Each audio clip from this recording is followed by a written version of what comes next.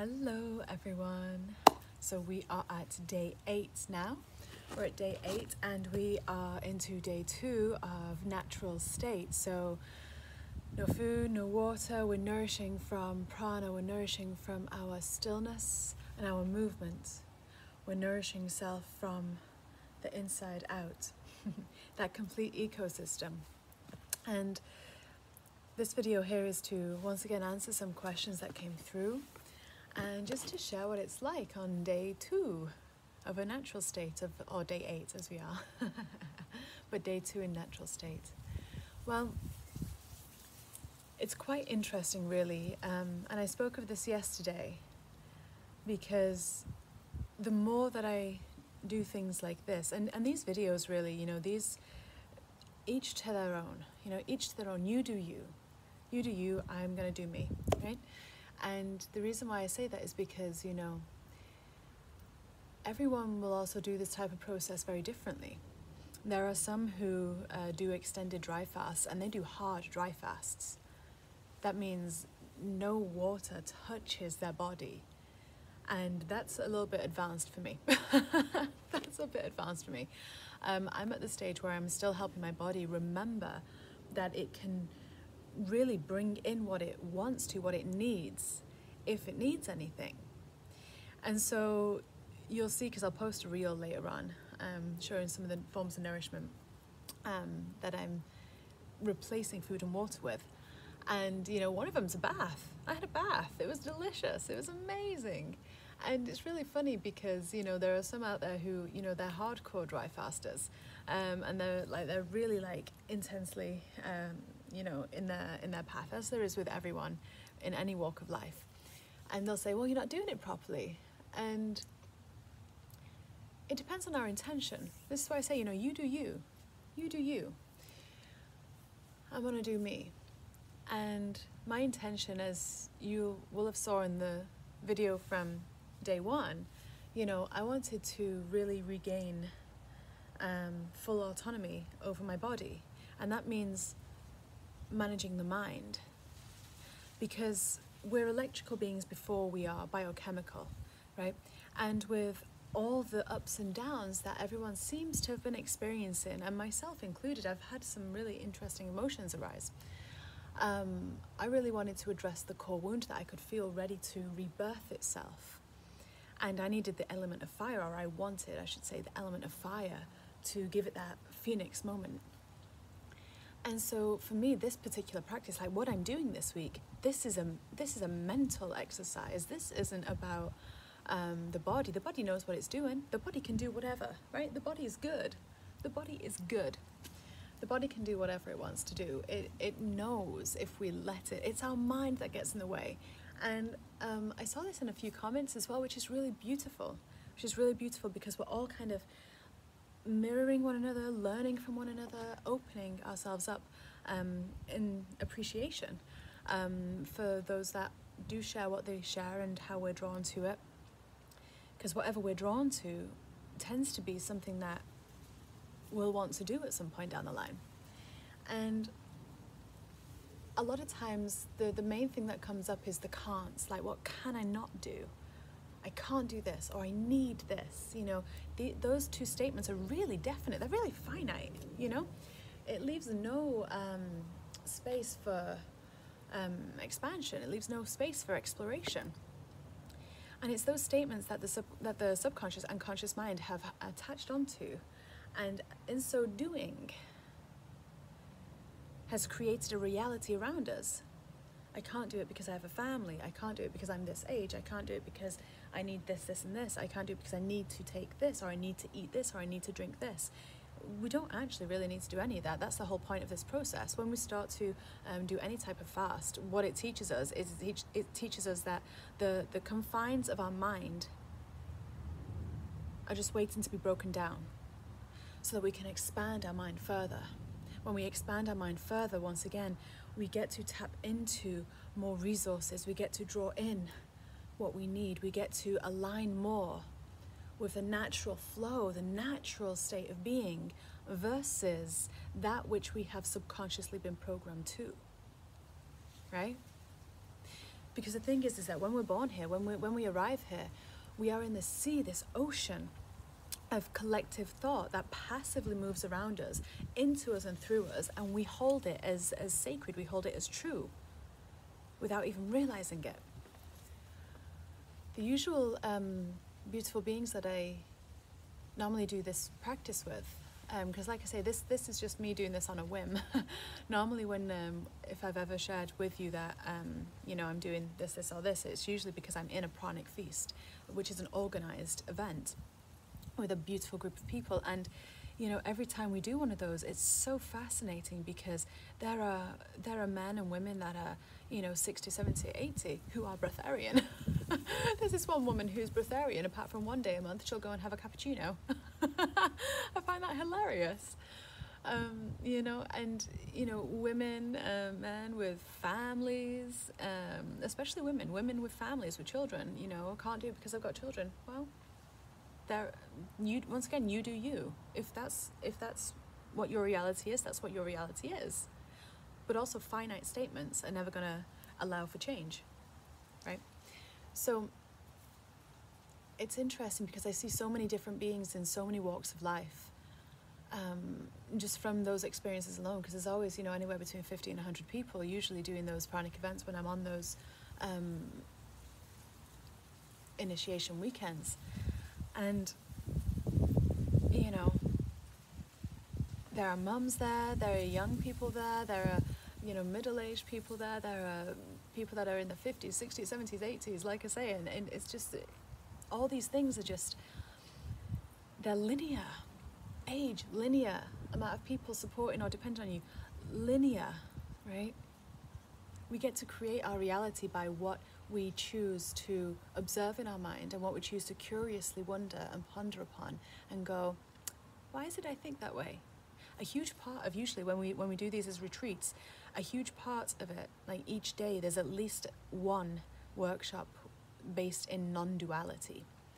Non-duality is observing the mind, is self-observation. To look at the thoughts that arrive, look at the perceptions, and to just wonder, why do I think that? Why do I think that? What would happen if I thought differently? What does that look like? And without panicking over it, without getting charged over it, because the thing is our thoughts are there because there's charge, right? They're dualistic in nature because there's charge. So we feel strongly about one thing because there's charge somewhere. There's an emotional charge. Whether it's an emotional charge about that thing or about what it represents, usually it's what it represents. But it's fascinating because this practice, really for me, especially for why I'm doing this is a practice in my mind, for me. This for me is for my mind.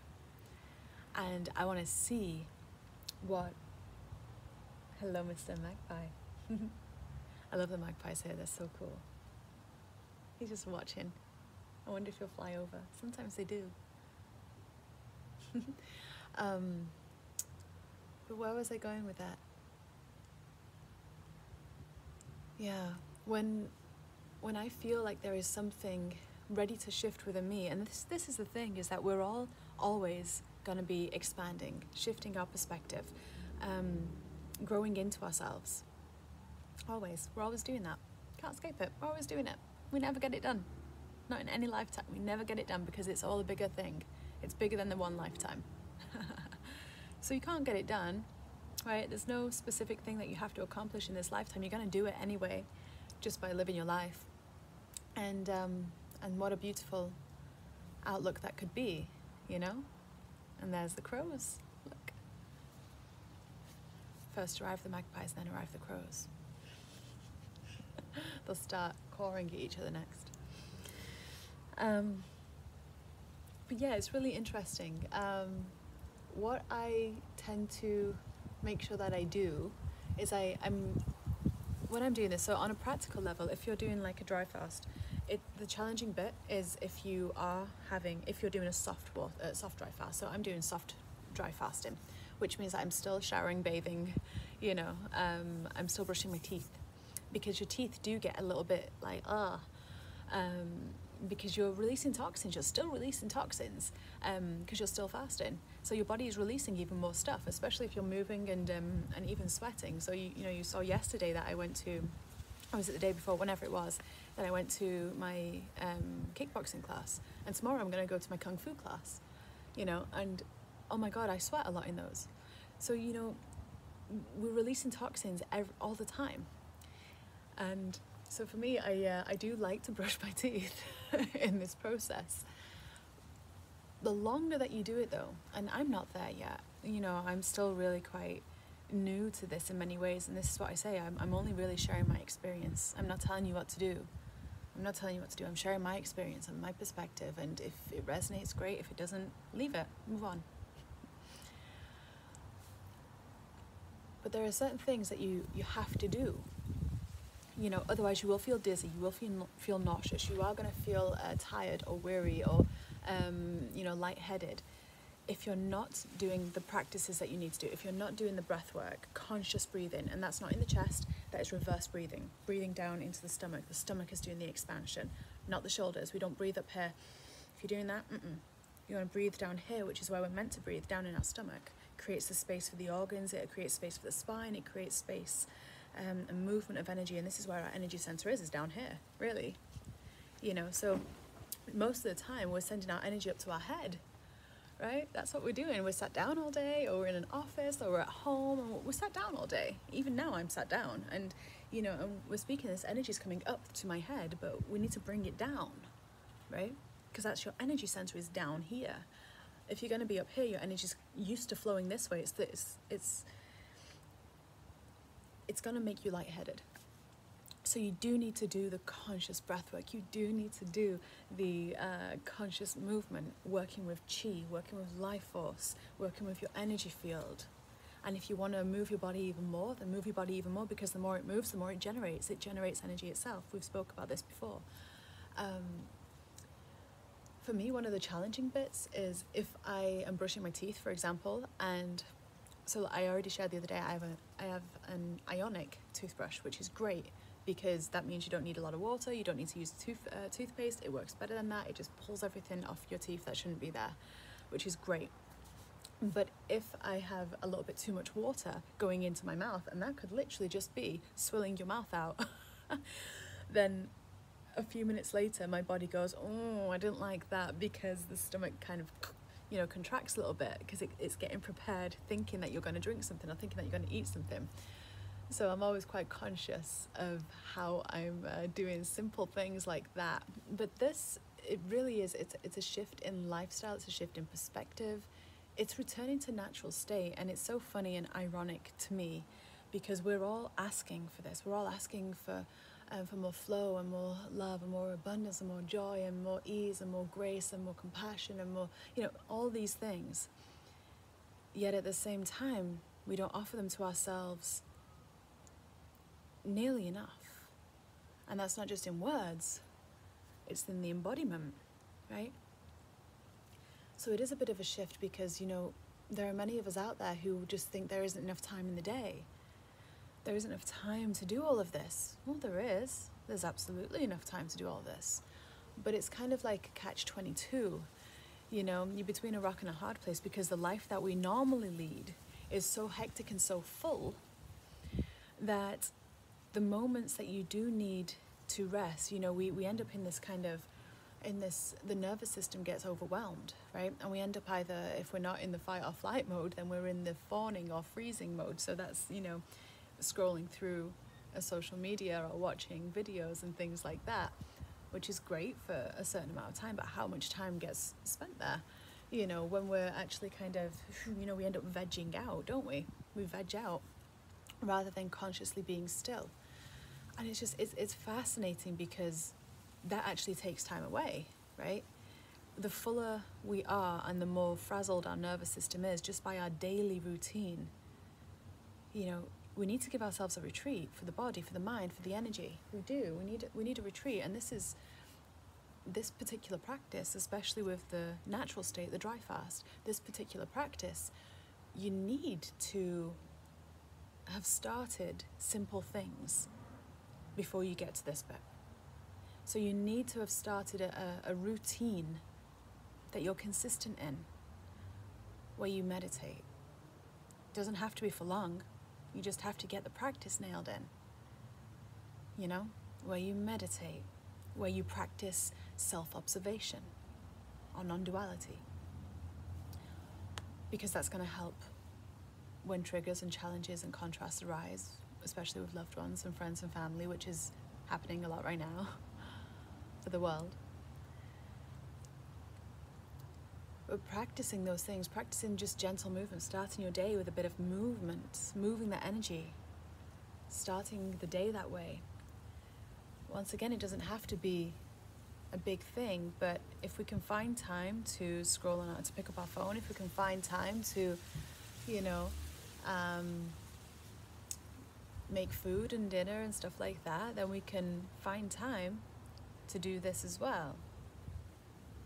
Because when it gets to this stage, this is what replaces it. You know, you might not be going to the loo as much, but guess what? You're going to want to put a practice in instead. So there's lots of time, right, that gets saved and that you can work with. And time expands according to you. It's according to your observation of time. Time goes as fast as you observe it to go.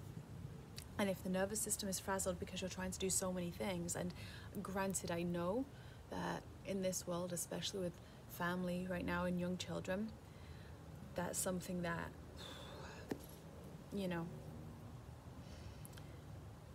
that is something that is going to come up, right? But then that's why you need those practices to start your day that way more than ever before. Even if it's challenging at first to wake up before your child, even if it's challenging at first to do those things, it will reward you, because the more that you can just get those little niches in your day, what actually happens is you don't need as much sleep.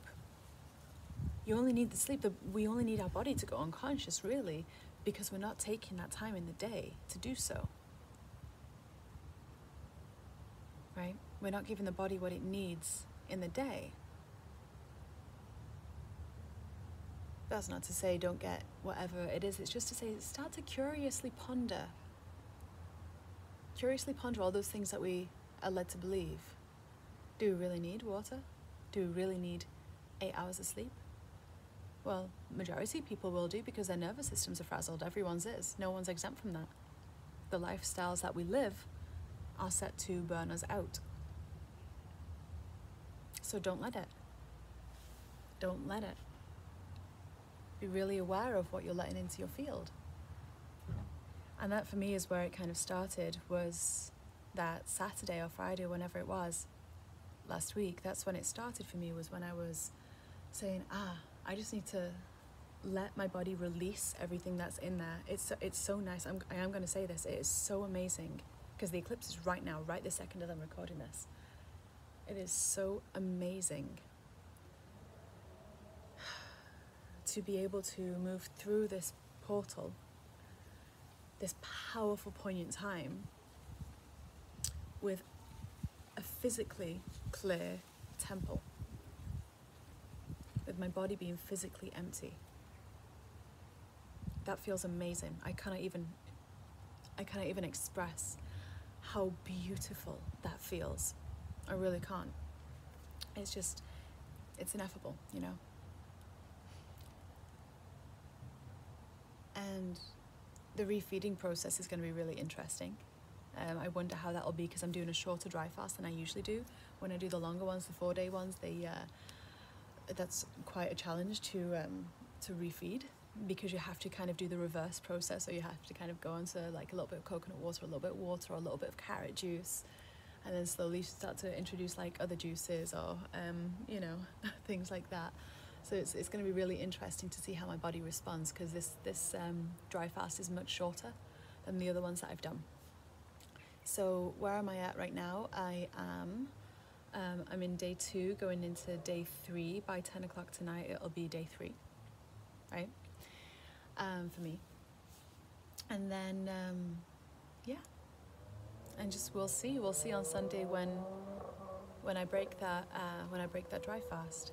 You know, whether I do that, I will probably do that after the Kung Fu class, because I don't want my body to get really excited about, you know, having stuff, having water again. And like, you know, and all the systems inside start to like go and like get really excited and go, oh, okay, let's go. Because I'll be running to the loo every 5 minutes then, which sometimes happens as soon as you start to drink water again. You know, you're running for a wee every few minutes because your body's going, oh, okay, look, we've got all this now. There's so much water, it's so much to process. Oh my gosh, it's more than we've had in so long, and we've been working with our own water and everything like that. And now we've got all this excess, so let's clear it. So it's quite a funny process. For me personally, I find it really funny the refeeding process. I am going to share tomorrow, if I remember. Someone remind me in the comments. I am going to share tomorrow what it feels like to eat solid food again afterwards, because there's some really interesting emotions I find that arise when just when food goes into the body after doing this, and it's fascinating, and that's kind of what encourages me to carry on doing these juice feasts and dry fasts. It's fascinating. But for now, I'm going to leave it there. I have somewhere I need to go. I may even do some shopping for the week ahead. So if so, I'll put that in the little reel, because I'll make a little reel for tonight, and I'll put that in there. I made some soup before I did this whole process, so I had some organic veg in my fridge that I made into a soup, a really yummy soup. So I'm gonna get that out of the freezer to start to defrost. And yeah, all is very exciting and all is very well, and I send you so much love. Remember, you do you. You're not here to compare yourself to anyone. No one can tell you what to do. There is guidance if you're available to receive that. But if you're ever considering doing like a long dry fast, please, please, please do it with a group of beings that do this regularly. Don't do it on your own, not the first time. Because if you're not already doing the practices, you're gonna really struggle. Okay? So I would always advise doing that with a group of beings. And the sun is popping out to say hello. Do you want to say hi to the sun? Oh, I can't actually even see. Where is it? Is it up there? Look at that. Hello, little sun. Beautiful. All that sacred nourishment. There we go. I think you can see that. I can't see because there's such a glare on the screen. But anyway, from me to you, so much love. Bye.